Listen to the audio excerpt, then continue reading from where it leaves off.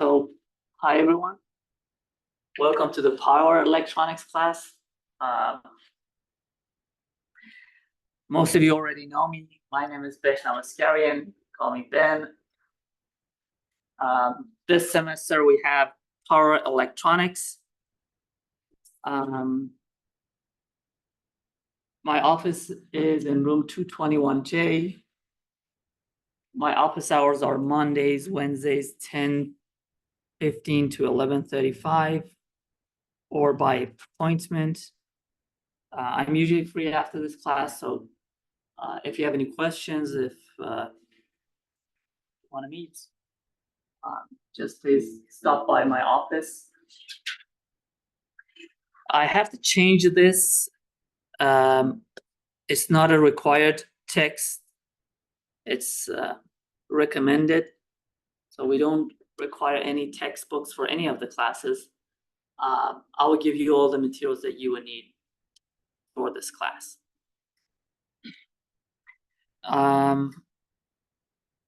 The required materials are just a scientific calculator,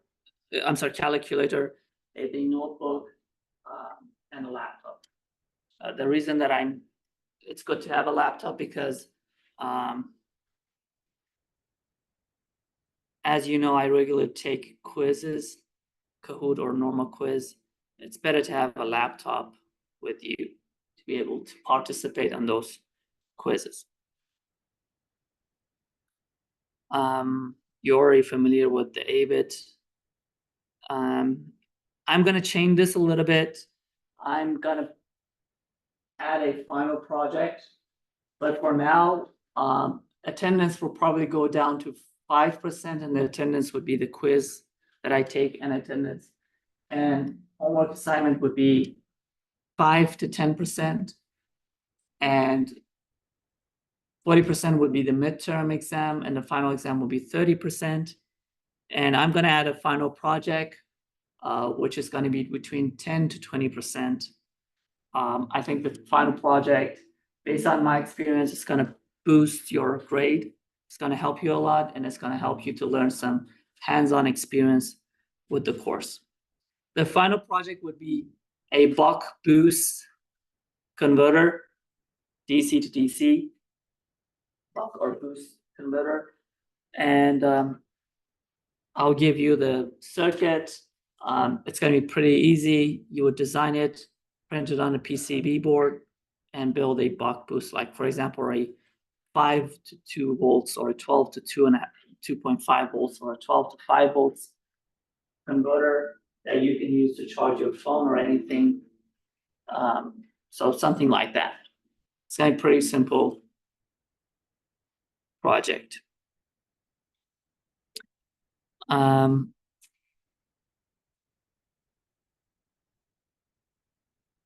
For the homeworks,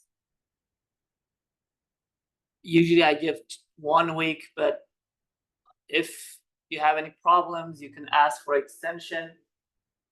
But after the solutions have been posted, I won't accept the homeworks. We have no makeup quizzes or examinations, unless there's an emergency. Then contact me in advance, or you have like something very important coming up, so we can do an accommodation for that. Exams are going to be the same format that we had.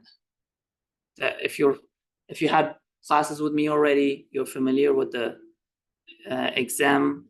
So it's going to be multiple choice. Usually I give 1 extra question for bonus. And before each exam, we're going to have a review session. And I would highly recommend that you participate in the review sessions. And you can see the tentative calendar here. For week 1, we have introductions to power electronics. Week 2, we have semiconductor devices and switch losses. Week 3 will be switch mode, DC to DC converters. Then we have discontinuous conduction mode. And then we have switch mode for DC power supplies. and designing feedback controls for them. We have the study of rectifiers. You are already familiar with different rectifiers, full bridge rectifier, halfway rectifier, and so on. But we want to go deep into the filters and the ripple factor and how we can have a smooth DC output. Power factor correction, most of you in measurement instrumentation, you already had this, but in this class, we're going to go deep into power factor correction circuits, or PFCs. Magnetic circuit concepts, we're just going to touch base on that. Isolated DC power supplies and switch mode DC to AC inverters and their applications in UPS, motor drive, and power systems. And finally, we have the Thanksgiving and utility applications of power electronics, and a review for final exam and final exam.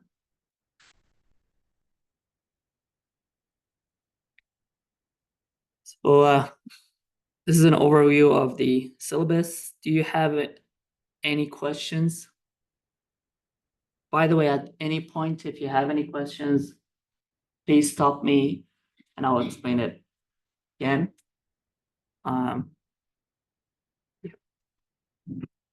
So for the power electronic course itself, today we will go through a brief introduction of power electronics, some of their applications, the market size, why is it important, what does power electronics mean, and the different fields, interdisciplinary fields that are affected by power electronics. So again, today's class would be an introduction and definition, applications and examples, and design requirements of them.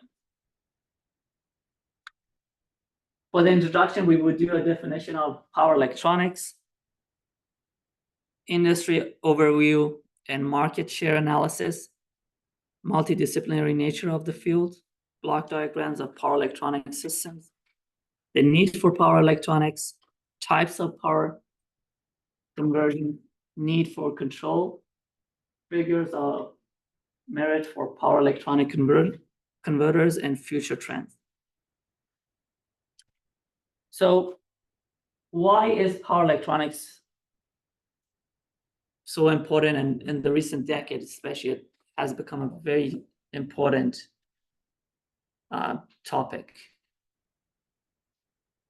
So the first thing is that,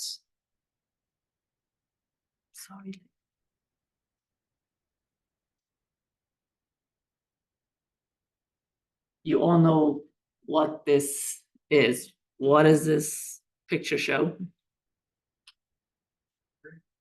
I'm sorry? Yes, it's the power grid. So our power grid, the power grid, is the largest man-made machine on Earth. You have the transmission lines, transformers, power plants. 20, 30 years ago, it was pretty simple. We had these large power plants, long distance transmission lines, and the consumers and the transformers in between and control systems. But in the past 20, 30 years, it has become much more complicated with the rise of renewable energies and smart grids and microgrids.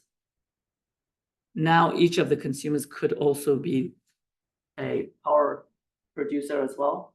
If you have a solar panel on your roof, you could generate power and you could sell it back to the power company. You put it on grid. And managing that has become very, very difficult. And the way that we control the system is through power electronics. Renewable energy power, the PV solar systems are DC. The outputs are DC, but our grids work with AC. So the first step is to convert that DC to AC, which is done by power electronic system. So I just wanted to show you this picture to see how large the power grid is. And you can easily see from this grid the parts that are mostly populated on Earth and rural areas. And so what is power electronics?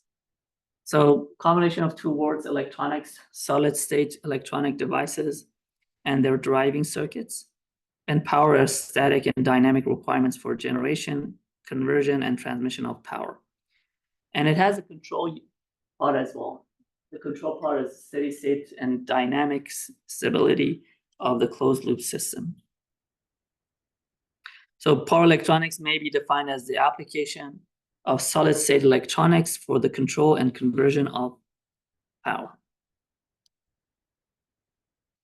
A power electronic circuit is used to convert electric energy of the supply into voltage or current, frequency and amplitude suitable for user loads. So we usually have an input power. It could be DC, it could be AC. We have a power processor, we have a controller, and we have the output. The output could be DC, it could be AC. We have different converters. We can have a DC to DC converter. We can have an AC to AC converter, and we have a DC to AC and an AC to DC. So the input could be DC and the output could be DC. Can you give me an example of where we can use a DC to DC converter? Perfect. A car charger is a great example. So we have a 12 volt. So the 12 volt outlet that you have in your cars, and you want to convert that to 5 volts to be able to charge your phone. That's a great example of a DC to DC. So we want to, and other way around as well. We may have a 4 volts and we want to boost it to 12 volts. Okay, we will use a DC to DC converter. So these are in micro level, like low voltage, but we also have HVDC. I don't know if you heard of HVDC or high voltage DC. HVDC are used for transmitting power in long distances, usually longer than 500 miles. Voltage is extremely high, 20, 50, 100 kilovolts.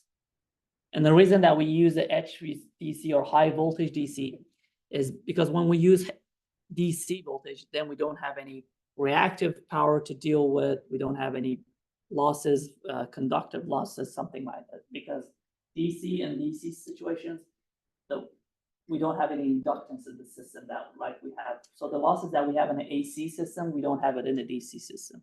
So the best way actually to transmit power is with DC. It's going to be much more expensive because the generator is AC usually. You have to convert AC to DC. AC to DC is easy. You could use a rectifier. But then in the consumer part, you have to convert that back from DC to AC, which is done by a converter, which those equipment are expensive. That's the reason for short distances, it doesn't make sense. So we would say anything under 500 miles, 20 miles, 30 miles, 100 miles, like distance from here to the Xcel power plant, it's not worth it. Because the losses is going to be comparable. You're not saving that much. And then we have AC to DC converters. How do we do AC to DC? We use a rectifier. So one example, I don't know if you remember from electronics, was using a bridge rectifier, for example. So we use a bridge rectifier and we can convert AC to DC. Have something like this. We saw this in the lab as well. So rectifiers for AC to DC. And for DC to AC, we use converters. And I'll explain about converters. The main objective of this course is actually a good chunk of this course is about converters. We have different types, and I'll explain. So the converter converts a DC to an AC signal, and usually we do that through switching. So we have a high frequency switching system that we convert DC to AC. And finally, we have an AC to AC. Can you give me an example of where do we need an AC to AC system? Can you think of an example that we may need an AC to AC converter? And by AC to AC, I don't mean going from one level of AC voltage to another level. That's also could be considered as a converter, but you can easily do that with a transformer. You can go from like a step down or a step up transformer. But when I mean AC to AC converter, usually the way that we use these AC to AC is that we get an AC voltage from the outlet, which is 60 hertz, for example, and then we convert that to another AC with a desired frequency. So for example, we convert to an AC with the same voltage, but now we have 1 kilohertz, for example, of frequency. Or opposite, this is increasing the frequency. Sometimes we want to reduce the frequency. Another example would be we have a input which is, for example, 200 hertz, and then we want to reduce it to 60 hertz. So still AC to AC, but here we are reducing the frequency. Perfect. So oscilloscope is for measuring, but yeah, that could be a good example. Yes, but you see that this much more in real world, I would say. Imagine you have a generator that you don't have any control on the speed of the generator.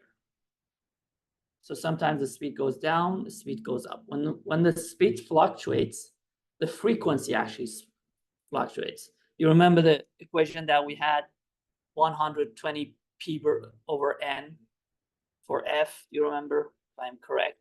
So the number of poles, the number of turns actually determines the output frequency. So if the generator moves faster, the output frequency is higher. That's the reason in power generators, usually, for example, if you go to the Exel power plant, you see that it's fixed at 1800 RPM. And we have these input valves to control that to maintain an output frequency of 60 hertz. So what type of generator that can you think of that we don't have control on the speed of the rotation of the generator, but we want to get a 60 hertz clean 220 volts out? And you see it all around you.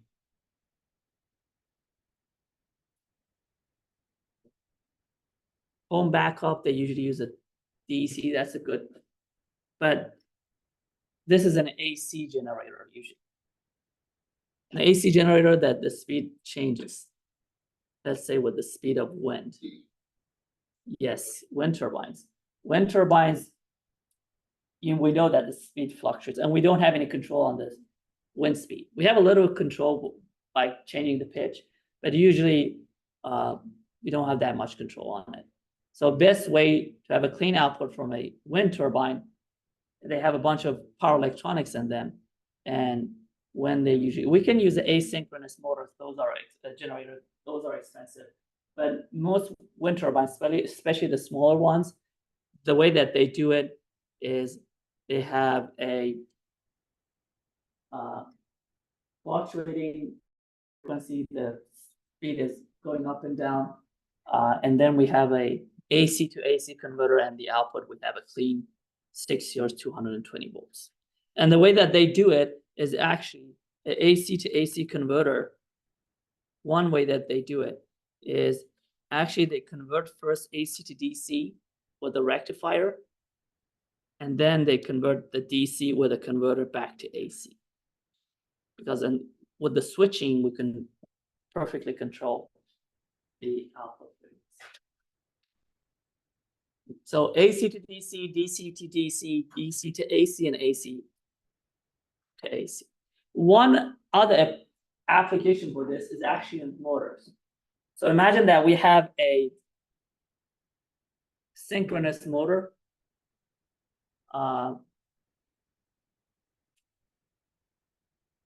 What determines the what does determine the rotational speed of a synchronous motor? AC motor. So for example, the motor that you have in your HVAC system, a ceiling fan, for example. Well, ceiling fans are usually nowadays are DC, but imagine that a single phase motor that you have. A squirrel cage motor, simple motor. What determines the speed of that? Yes, that determines the power, but what determines how many rounds per minute that goes? Again, the synchronous motor, 120 F over P is equal to N. Am I correct? Yes, for the equation that we had, yes. So the frequency determines the speed, because we can't reach into the motor and change the number of the poles, yes, or the number of the turns. So the only thing that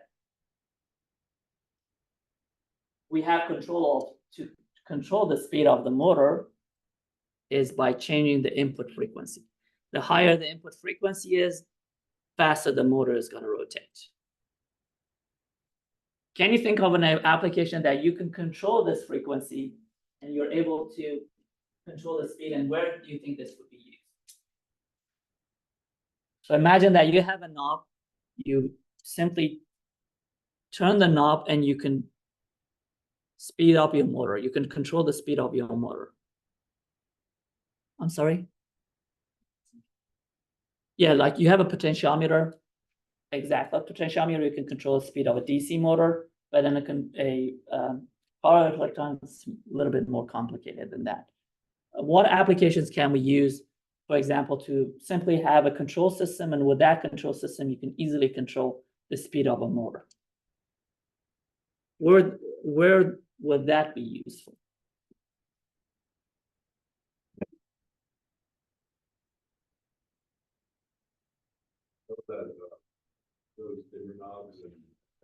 Yes. Yes, perfect. Perfect. Yeah, that's a great example of, for example, the light. One good example could be EVs, electric vehicles. First generation electric vehicles like the Tesla Roadster, they use a DC motor. Nowadays, most companies, I don't say 100%, some of them use BLDC, which is technically an AC. They use a normal synchronous motor, and the power electronics controls the frequency which turns. So you want to go faster, you put on the pedal. We don't call it gas anymore, I guess, but it's going to change the frequency. You're going to go faster. So controlling the speed of the motor, that's one application. Another application is in robotics. If you have a lift, if you have a water pump, you want to control it, but you don't want to spend that much money on a DC motor, but you want to be able to control the speed. You add a power electronics to that. You just add a controller and you can change that. Another application of this power electronic systems, again, AC to DC, for example, would be charging a EV.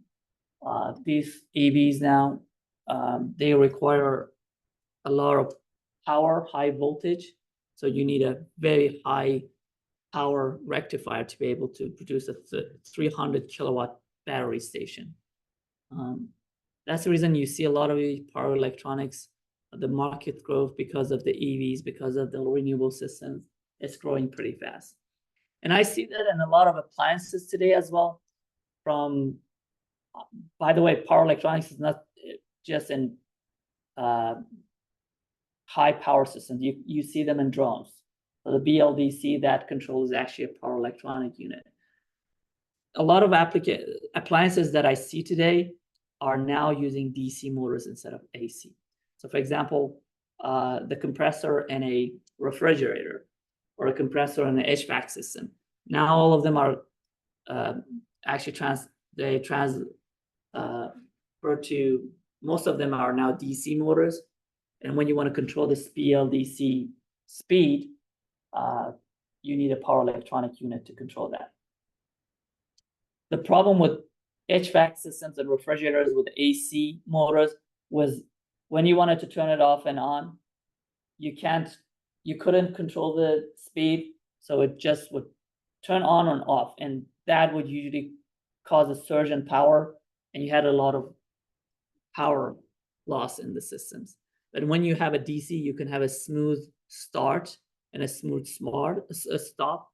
And for a DC, you can have it working at 20%, 50%, or 100%. But for AC, it's 0 or 100%. So now that's the reason you see it. Even I see washer dryers now, a lot of them are working on DC, and they require these power electronic systems. So power electronics deals with conversion and control of electrical power using power semiconductor devices that operate as high-speed electronic switches. Why do we mean high-speed? Why do we need high-speed electronic switches? Let me add a slide. So we know that if we have an AC signal, say we have an AC signal with a voltage of 20 volts, and we want to convert that to an AC signal, which is a voltage of 200 volts. How do we do that? So I have a 20 volts input. I want to increase that to 20 volt to 200 volts. How can we convert that voltage? Yes, perfect. We use a transformer. And for a transformer, N1, N2, the number of turns, we know that V1 over V2 would be N1 over N2. Am I correct? So 20 over 200 would be N1 over N2. So the ratio between N1 and N2 should be 1 to 10. So I can take two pieces of metal and a copper wire and just build my own transformer. It's pretty easy. So I can easily do that. And I could do the opposite. If I want to do 200 to 20 volts, I could just switch the transformer the other way, just replace the coils. But what happens if I give a DC to this transformer? What is in the output? If the DC voltage is 10 volt DC, what's in the output? Why? Yes, transformers don't perfect. Great.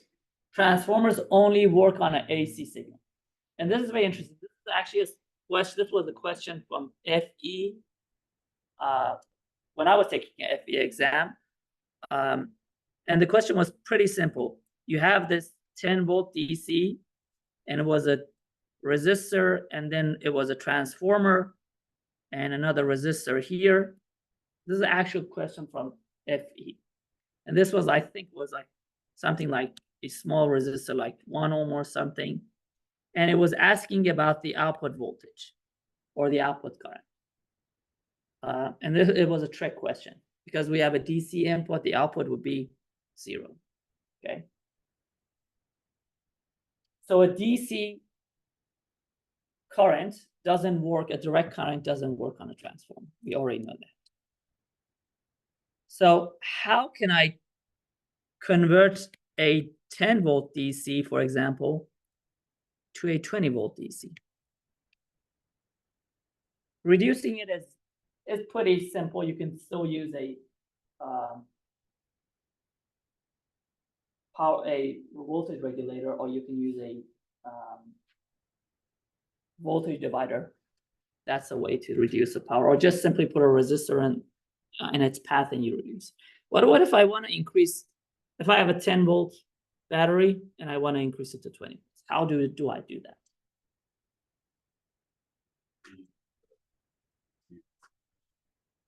Yes, boost converters. And do you know how perfect?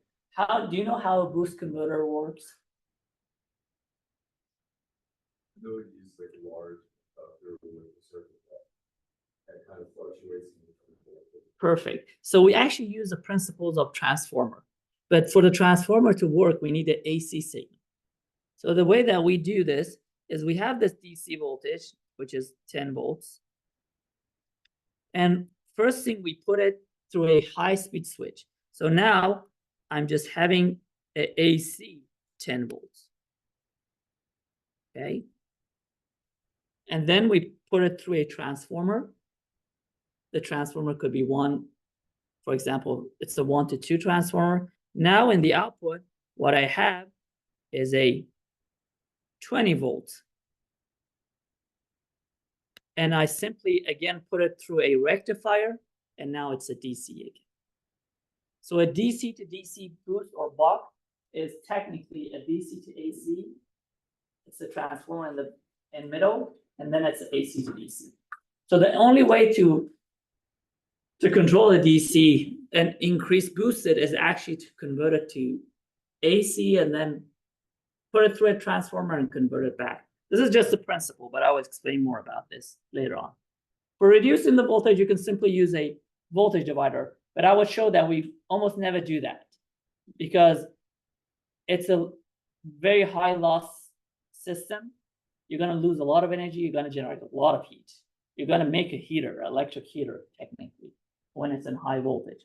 So we want to usually avoid that. And we use a buck transformer, for example. So this is an example. The power electronics is a merge between power engineering and electronics. We already spoke about this. Power electronics is the technology for conversion and processing of electric power and its applications. You can read faster than I can. We have the electronic switching circuits. We have the converters, AC to DC, DC to DC, DC to AC, and AC to AC. We have high current or high voltage electronics. The objective of a converter is to match the voltage and current requirements or frequency requirements of the load to the source. They convert one type of or level of voltage or current, waveform, or frequency to another. The multidisciplinary nature of power electronics. Power electronics comprise of several disciplines. We have semiconductor devices, we have analog circuits, we have control design, magnetics, electric machines, power system engineering, circuit simulation, communications and network, and storage.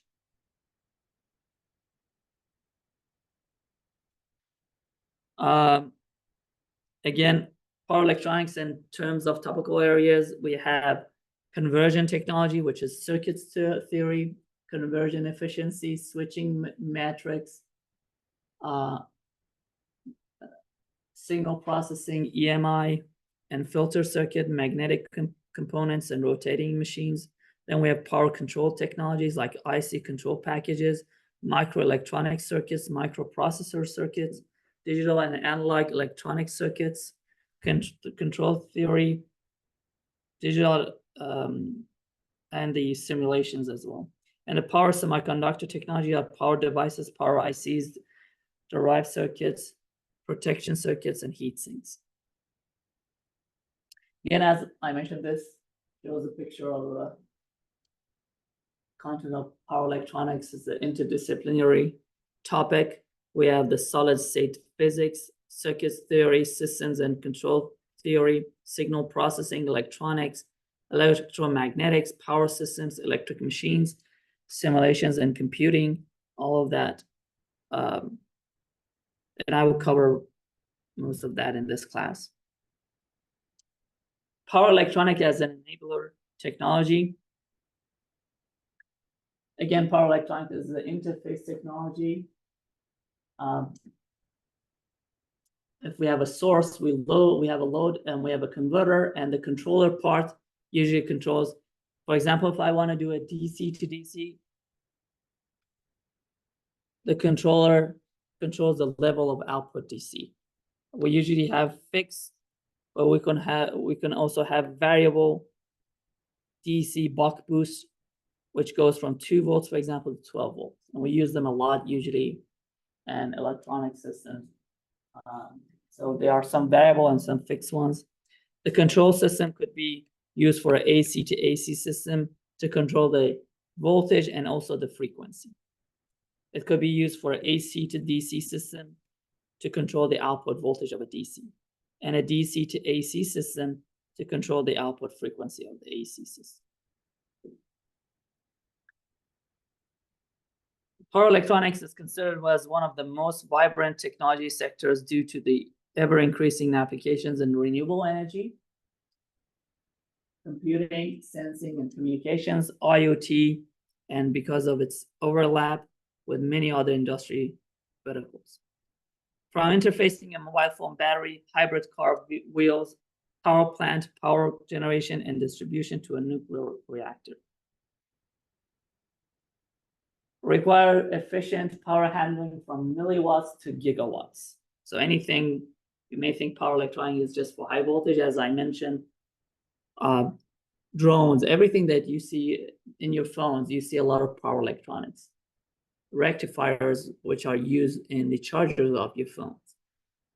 To facilitate the transfer and conditioning of power from the source to the load, to be achieved with less cost, high energy efficiency, high power density, high reliability, and yield.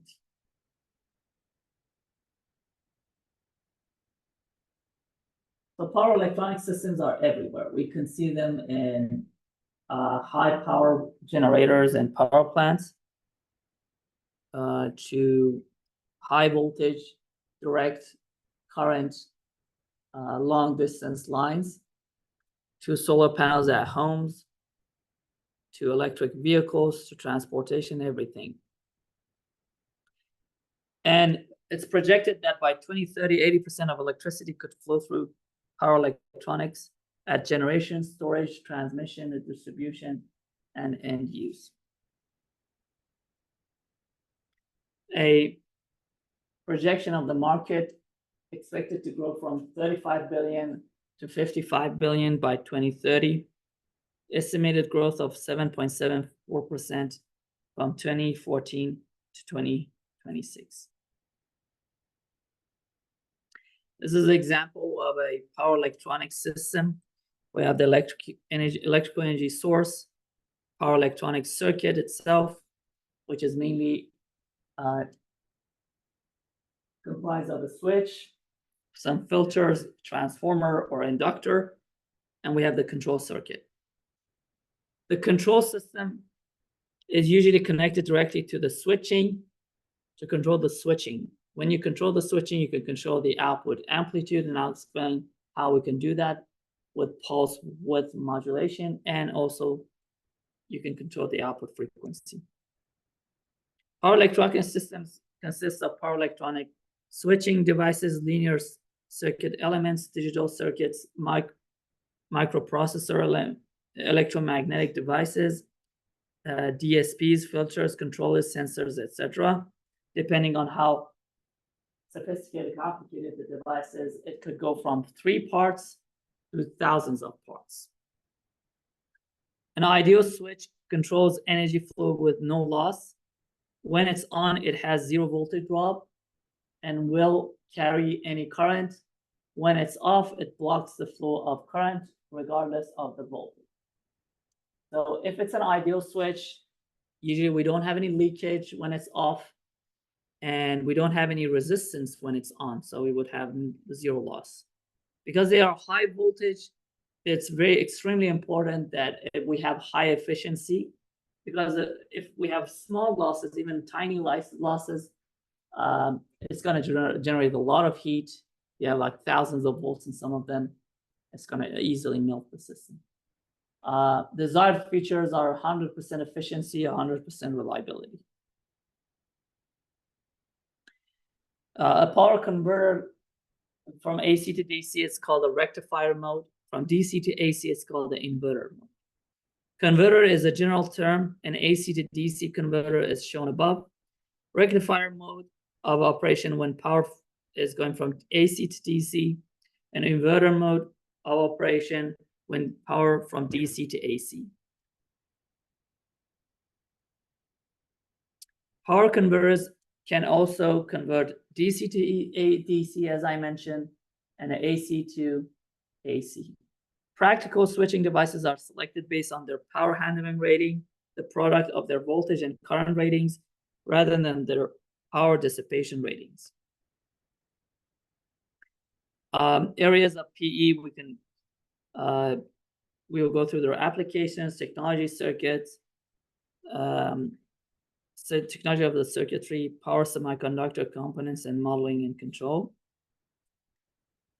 Some applications of power electronics are DC and AC regulated power supplies, electrochemical processes, heating and lighting control, electronic welding, power line, VAR and harmonic compensation, high voltage DC systems, photovoltaic and fuel cell conversion, variable speed constant frequency systems, solid state circuit breakers, induction heating, and motors and drives. One example that I could say is, what happens if we put two electrodes in the water and we give it a 2.5 volt voltage?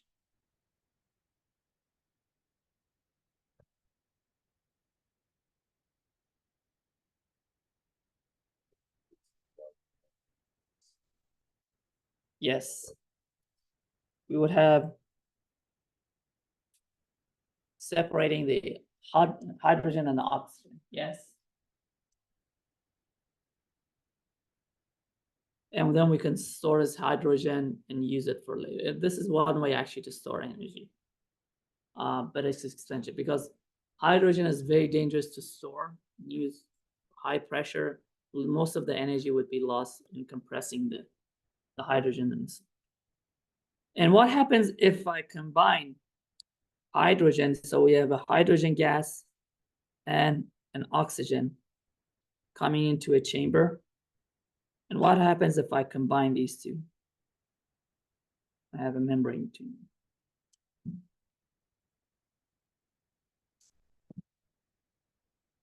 Then you would build a fuel cell, what we call a fuel cell. So the fuel cell was first developed by NASA. They use it in the space stations. You can simply combine hydrogen and oxygen in a chamber with a membrane, and you create a fuel cell. So this is the easiest way to generate electricity from hydrogen. You can rather burn it, it's going to have an explosion. You don't want that in this space station. Or you can simply put it through what we call a fuel cell, which we have platinum and different, a membrane separator. And when they are combined, they exchange electrons, they combine. The byproduct is water, and then you generate electricity. So you give electricity to water, you can separate the atoms, and when you put them together again, you generate electricity. So a hydrogen cell fuel car, the byproduct, what comes out of the exhaust is actually water, pure water. Toyota has the Mirai one, like Hyundai has another model, but still there's not a lot of large adaptation for hydrogen fuel cell cars, because again, as I mentioned, hydrogen is very expensive. You need the infrastructure for it. Can't even build the infrastructure for EVs, so that's going to be much more difficult.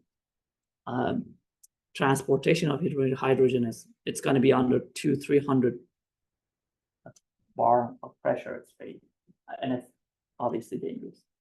So, but hydrogen fuel cells are used a lot in the different applications, as I mentioned. So where does power electronics come in? So usually we have a few volts, but you have high currents. If you want to separate a large amount of hydrogen and oxygen, you need a lot of power. You have like a 10 kilowatt AC with a power electronics, which is 2 volts, but it's like 300 amps. And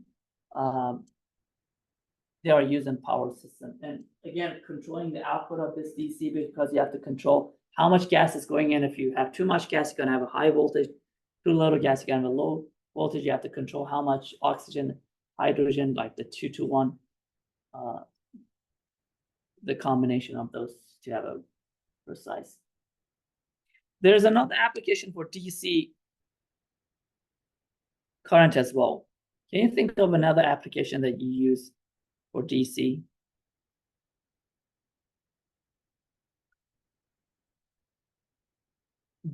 Do any of you have experience with welding?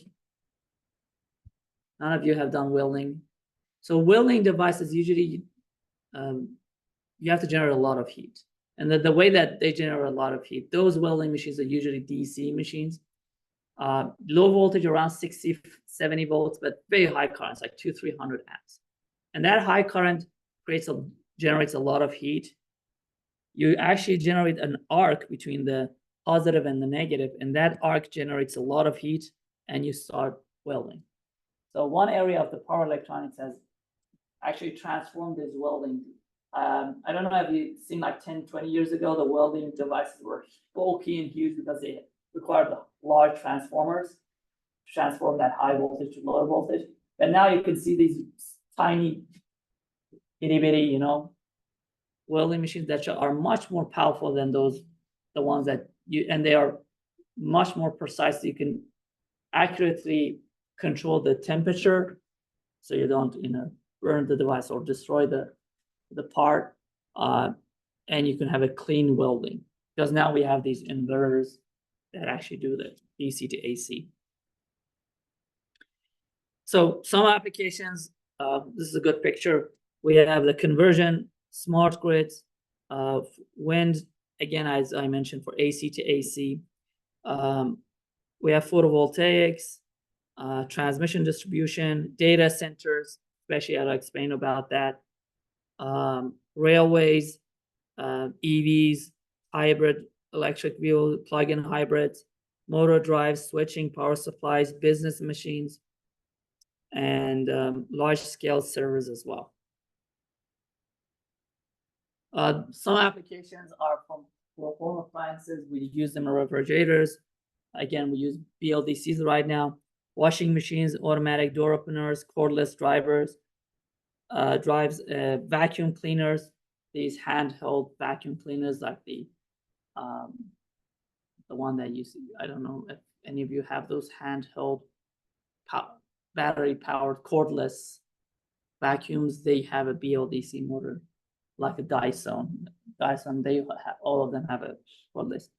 Food warming trays, audio and RF amplifiers, electric power systems. We have them in electric power quality, power factor correction, VAR compensators, flexible AC transmission systems, high voltage DC or HVDC, and harmonic reduction. In automotive industry, nowadays, everything is in a car has almost become like electrical. You have the drive-by-wire, and that we've had in airplanes. Now we have them in cars. New cars, they have drive-by-wire steering systems. The electric, the Teslas, new Teslas, the Cybertruck, they have electric brake, so they don't have any hydraulic, oil. Let's see where that goes. But they also have drive-by-wire. The ABS system, the alternator, the air conditioner, ignition system, electric motor, hybrid motor generator. A lot of those are now controlled by a power electronic system. The aerospace, the aircraft and spacecraft power system, International Space Station. Again, we are using them a lot in airplanes as well. Wireless communication power supplies, uninterrupted power supply systems, or UPS, it's backup systems that we use. Transportation, we use them obviously in locomotive, in subways, locomotives, and so on. We use them in commercial electronic ballast, lights, dimmers, hand power tools. A lot of these hand power tools are all of them. I could say all of them are now BLDC systems, the ones that have battery. Commercial, personal computers, battery chargers, electric fans. In medical, we have in fitness machines like treadmills, laser power supplies, medical instrumentations, MRI devices. They are very high power. A lot of them use high power DC, sonogram, CT, high power DC. Again, a lot of LASIK devices like eye surgery that they use high power DC, again, power electronics. And for industrial machine tools, induction heating, elevators, etc. We use them in other applications such as robotics, active filters. There's a lot of applications for power electronics. One example is our adjustable speed drives. We have a line input, we have a motor. One example would be the pump. And you can adjust, we have adjustable speed drive, you can adjust the input output of the pump. The power car wash, I don't know if any of you have those power wash systems, you can control the power. Those usually use the BLDC. BLDCs are, I could say, one of the most powerful motors compared to their size is pretty small, but they're very, very powerful. Conventional drive wastes energy across the throttling valve to adjust flow rate. Using power electronics, motor pump speed is adjusted efficiently to deliver the required flow rate. So you see this in the gas pump inside your car. One example is a switch mode power supply. Transistor is operated in switch mode, either fully on or fully off at high switching frequency. Electrical isolation achieved by high frequency transformer, smaller, lighter, and more efficient. And the result would be a compact and efficient power supply. So normally, if we want to use a power supply, I don't know, have you seen those chargers? Usually chargers used to be very big. Back in my day, I'm pretty old. Though we used to have those Nokia smartphones, and the charger was actually double the size of the phone itself. And nowadays we have these small, very small chargers. One reason is for power electronics. Power electronics, we reduce the we actually use a switching transistor. We reduce the voltage, and when you reduce the voltage, you don't need that big of a transformer anymore. You can use a very, very small transformer instead of having those big, bulky chargers. You can now have these very small chargers with higher efficiency, actually. So less materials and more efficient and more reliable. There's a say that says that the best part in a system is no parts. So if you can have less parts in a system, or the best moving part is no moving part. Especially when we come with electronics, we want to have less parts, less components means less waste and energy consumption. Less waste means less heat, and has a cascading effect. If you build something that is complicated, generates more heat, you need bigger heat sinks, then you need a fan, then you need more power, so you're going to make it bigger and bigger, and you're going to waste a lot of energy. This is an example of an AC motor drive. I think most of you have electric drive. How many of you have passed electric drives? Okay, few of you. So next semester, we're going to have electric drives, and we'll explain more about this. But AC motor drive, as I mentioned, one example is going to be in EVs. But there are a lot of applications. Another like application is going to be elevator. Elevators, you can use an AC motor drive to be able to control the speed of the elevator. A pump, air pump, water pump, and that needs a variable flow. You can use an AC motor.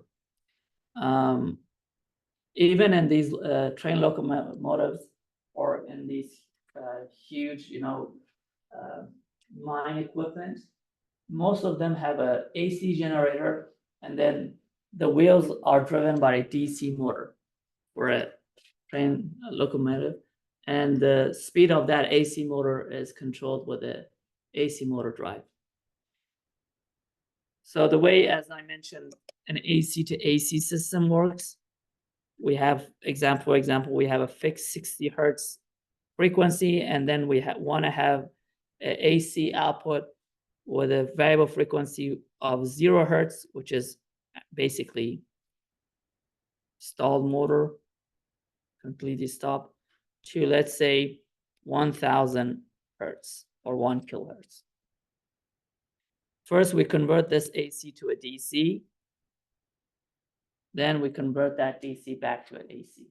And by controlling the switching speed, we can control the output frequency. The capacitor in the middle acts as a filter. Because it's a DC, and the converter one is basically a rectifier. That actually reduces the ripple factor and reduces the losses. Converter 2 inverts DC variable frequency back to AC, but with the desired frequency that we want using the controller. Pure electric and hybrid electric vehicles. This is an example of a hybrid vehicle. We have the lithium-ion batteries, we have the engine generator, we have the electric drive unit, and this is a good example of how complicated it's a hybrid system from a Toyota Lexus system. So we have different ECUs, one for the internal combustion engine and the other one for the hybrid system. The input systems like speed, if you're going uphill, downhill, so you need different powers. Going, uphill, you need to run the generator to power the motors. If you're going downhill, it's going to shut down the generator and use the braking power from the wheels to charge the battery. The motor in these systems work as a motor and a generator. They switch between them. So you need to be able to control which mode you are in. You don't want to go downhill and put it in motor mode because it's going to accelerate. So, and it's the same when you're going uphill. So it's a very complicated control system. You can control the voltage and waveform. Some of them have AC motors, some of them have DC. The system is called KERS, Kinetic Energy Restoring System. They also use it in Formula One system, cars as well.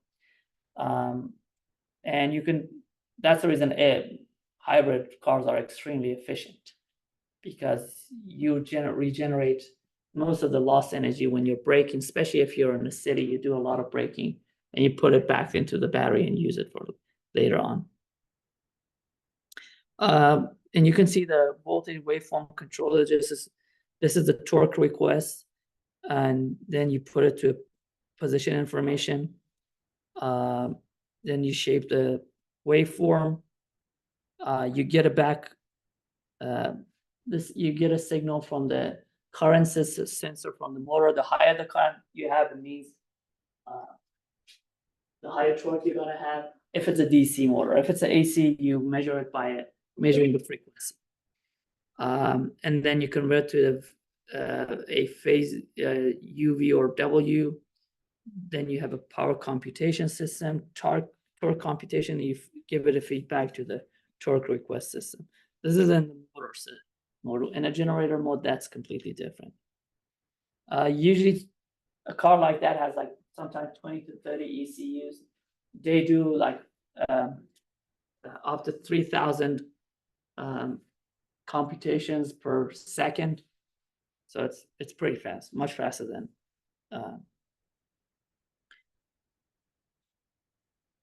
your reaction, the human reaction, when you put on the pedal, the gas or brakes. Another examples are renewable power generation or PVs.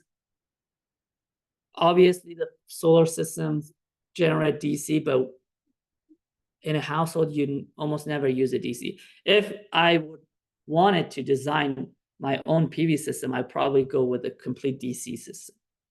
You can also buy refrigerators or HVAC systems that run on DC and don't worry about using an inverter. That's gonna save you on money, the cost, and also it's gonna save you a little bit of energy because you're gonna have a little bit of loss in the inverter. But most PV systems, we want to use them for AC, and for AC, we need a DC to AC converter, which is called an inverter. We have different type of inverters. We have like micro inverters and central inverters. I'm going to explain more about that later on. But these inverters, usually they have a control system as well. So it will shut off the system or when you have too much energy, or turn it on when you have enough energy to have enough when you have enough voltage. They deliver maximum energy from a solar panel to track this maximum power point as it changes with illumination and temperature.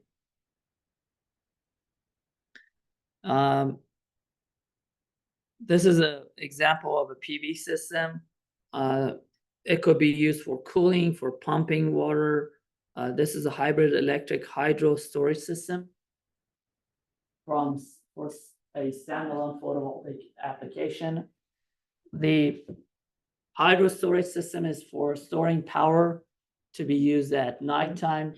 You pump water to an elevation to a storage unit, and then you release it at night to generate power. Wind turbine. One application of power electronics, as I mentioned, is in wind turbine systems. Wind turbines, we have variable speed depending on the speed of the wind.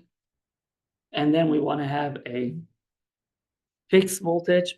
So what we do, we use power electronic converters and transformers to be able to generate a fixed output voltage. This is an example of permanent magnet synchronous generator for wind turbines. We have a synchronous generator, generates the frequency is directly related to the speed of rotation of the blades, the hub, and the faster it spins, higher frequency you would have.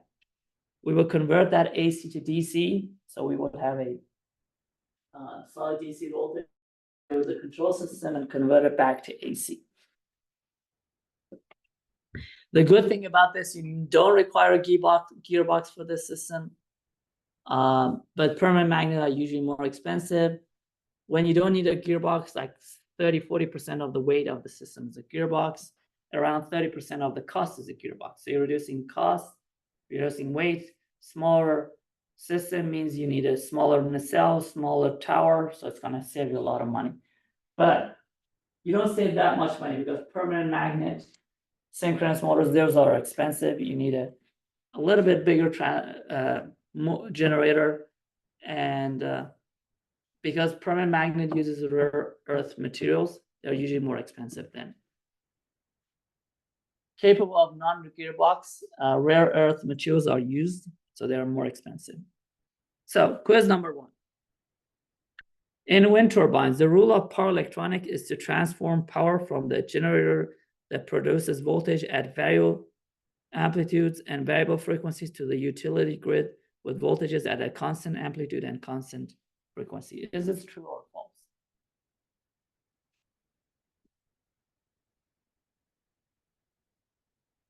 Yes, it's true.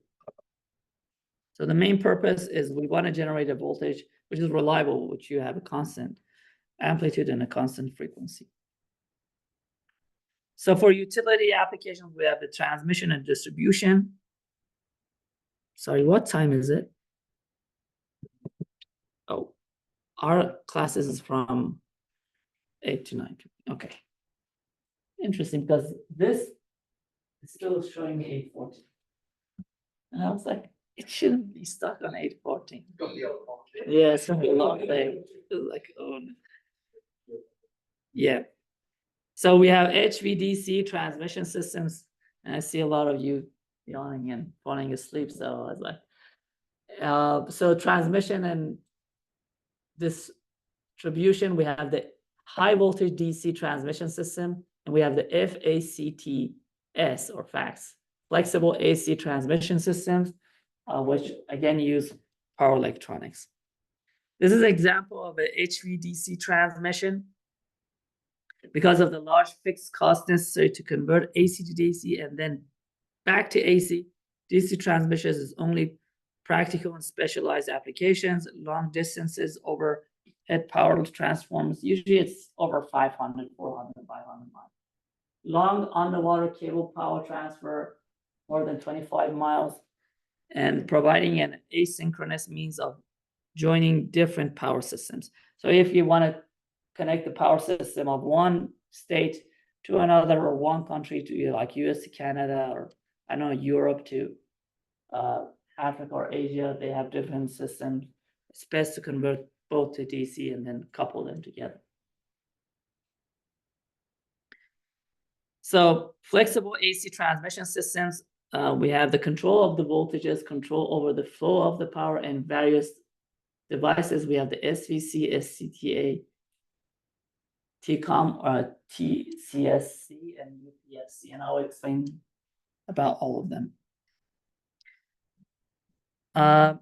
The goals of a PE is low losses and high efficiency, prices of electric energy and cooling systems, competitive price, small size products, packaging density, integration of power and control components, and heat dissipation and energy efficiency.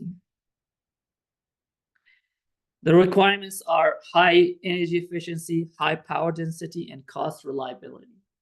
The system efficiency is the output power over the output power plus the loss, or the output power to the input power. Power density is the output power to the volume. So one example, and I'll give you a homework after this. A power electronic package is designed to handle 200 watts of power dissipation. Compare the two values of the output power capability if the conversion efficiency is increased from 89% to 94%. So ETA, the efficiency is 89%. So the output power is going to be ETA over 1 minus ETA times P loss.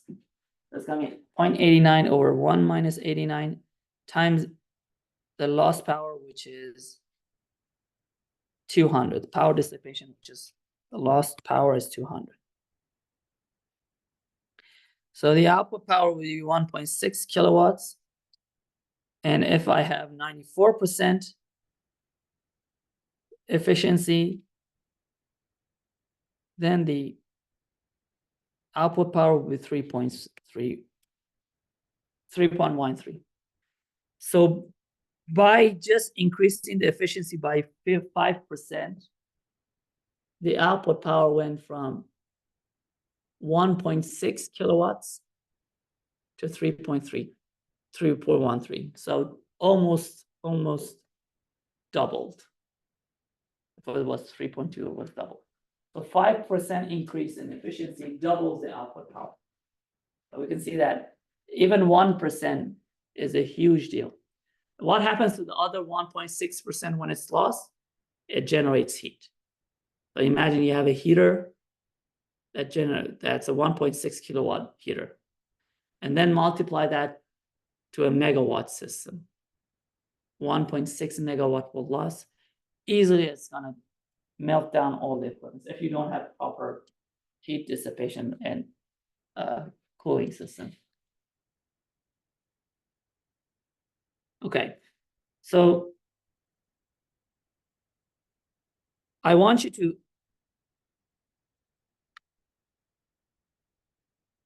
calculate if the efficiency is increased from 94% to 98% for next week. You can do it right now as well. So what if the efficiency is increased from 94% to 98%? So another 4%.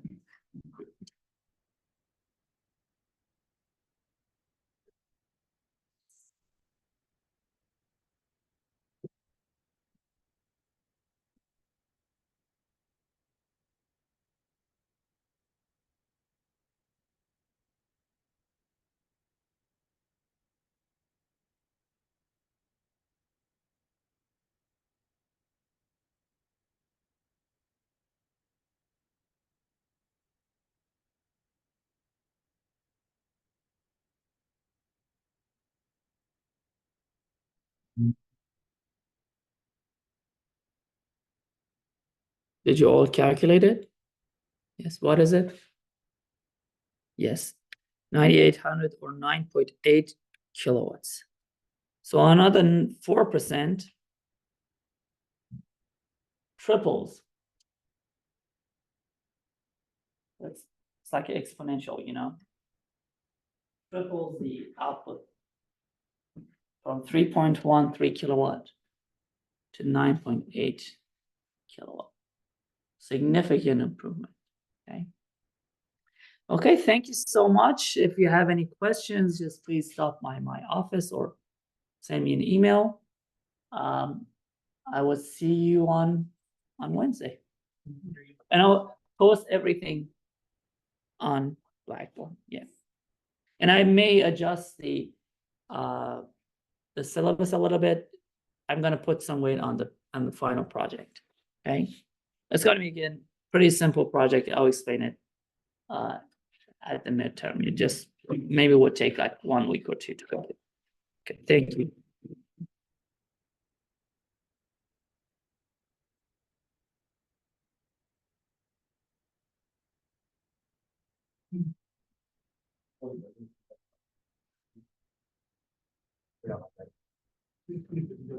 I know, I just put it on their thing. It's easy, fancy. Not the- I think that game.